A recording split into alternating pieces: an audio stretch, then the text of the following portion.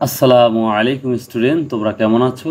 আশা করি অনেক অনেক ভালো আছো। আর আমিও তোমাদের দোয়া আলহামদুলিল্লাহ অনেক ভালো আছি। তো যাই হোক, আজকে তোমাদের জন্য যে বিষয় নিয়ে আলোচনা করব তোমরা অলরেডি স্ক্রিনে দেখতে পাচ্ছ, স্টোরি রাইটিং। স্টোরি রাইটিং, তো সুন্দর একটি স্টোরি রাইটিং তোমাদেরকে আমি আজ আলোচনা করাবো। An intelligent boy and his bravery. Wait করো। আচ্ছা, একজন বুদ্ধিমান ছেলে এবং তার সাহসিকতা, অর্থাৎ an intelligent boy and his brave থেকে ব্রেভারি। ওকে, তো আজকে যে স্টোরিটা পড়াবো, আশা করি তোমরা জানো যে অনেক দিন পর আমি তোমাদের সামনে এই ধরনের ভিডিও নিয়ে আসছি, কারণ আমার কম্পিউটার নষ্ট ছিল, এই জন্য দিতে পারি নাই। সো ইনশাল্লাহ চেষ্টা করবো রেগুলার ভিডিও আপলোড করার জন্য। সো লেটস গো। তো এটা একটি স্টোরি রাইটিং, আশা করি সকল স্টুডেন্টের জন্য ভালো লাগবে এবং অনেক কিছু শিখতে পারবা।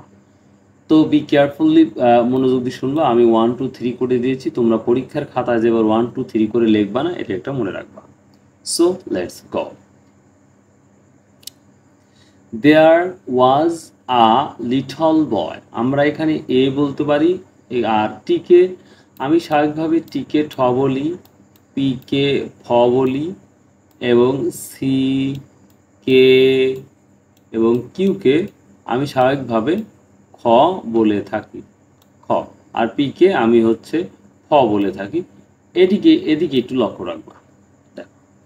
একটি বা একটা ছোট ছেলে ছিল। His name was Babul.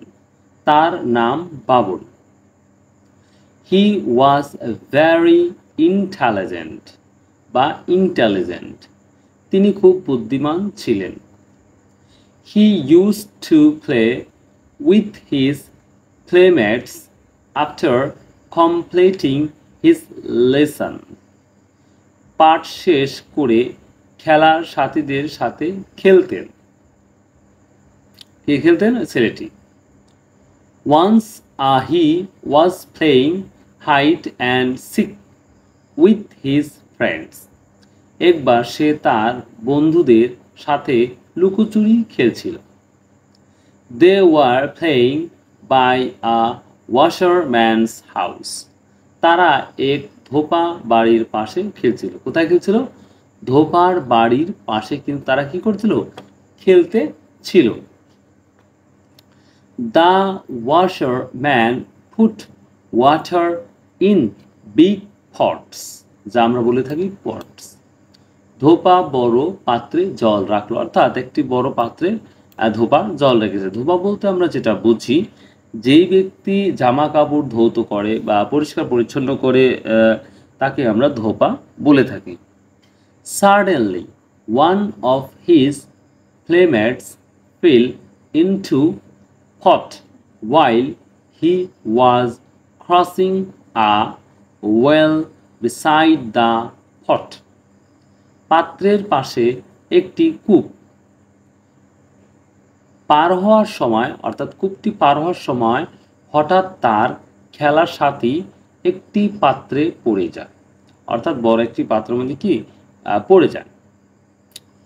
All of his playmates came to the pot. তার খেলার সাথীরা সবাই পাত্রে চলে আসে, অর্থাৎ পাত্রের কাছে সবাই চলে আসে। But they were puzzled. কিন্তু তারা বিভ্রান্ত ছিল, অর্থাৎ যখন দেখলো বড় পাত্রের মধ্যে বন্ধুরা পড়ে গেছে, তখন তারা সবাই বিচলিত হয়ে গেল যে কিভাবে কি করব, এই ধরনের টেনশন শুরু করলো। They could not pull him out of the pot. তারা তাকে পাত্র থেকে বের করতে পারেনি, কোনোভাবে পারতেছে না। Babul then made a plan. তারপরে বাবুল তখন একটা পরিকল্পনা করে।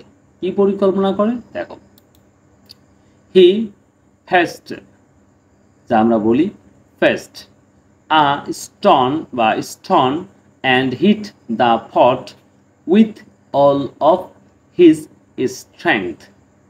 সে একটি পাথর এনে তার সমস্ত শক্তি দিয়ে পাত্রটিকে আঘাত করলো বা করে। As a result, a big hole was made and water came out through the hole. ফলে একটি বড় গর্ত হয়ে গর্ত দিয়ে পানি বের হয়। অর্থাৎ যেই পাত্রটা আঘাত করে তখন একটি গর্ত হয়ে যায়, আর গর্ত হওয়ার সঙ্গে সঙ্গে পানিগুলো বের হয়ে যায়। এরপরে কি হলো দেখো, দ্য বয় ওয়াজ সেভড, ছেলেটি রক্ষা পায়। The villagers went there and heard everything. গ্রামবাসী সেখানে গিয়ে সব শুনেছে বা শুনে। They praised Babul's wit and bravery, তারা বাবুলের বুদ্ধি ও সাহসিকতা প্রশংসা করে। তো ভিউয়ার্স, সর্বসময় একটা কথা বলে থাকি, তোমরা যারা স্টুডেন্ট আছো মনোযোগ দিয়ে পড়ো, ইনশাল্লাহ সফলতা অর্জন করতে পারবে। কারণ ইংলিশটাকে সবাইকে গুরুত্ব দিয়ে পড়তে হবে। Then if you want to improve your English then I request you please, and every time and any way you have to memorize the vocabulary, especially vocabulary. Okay, so again and again I request, please memorize vocabulary, and you have to practice make a sentence. প্রতিদিন চেষ্টা করো যে কীভাবে sentence তৈরি করা যায় ইংলিশের, এটাও চেষ্টা করো, তাহলে তোমার জন্য পজিটিভ হবে আশা করা যায়। তো এই ছিল আজকের ভিডিও। সো আশা করি তোমাদের ভালো লাগবে। ভালো থাকো, সুস্থ থাকো। আসসালামু আলাইকুম ওয়া রাহমাতুল্লাহ।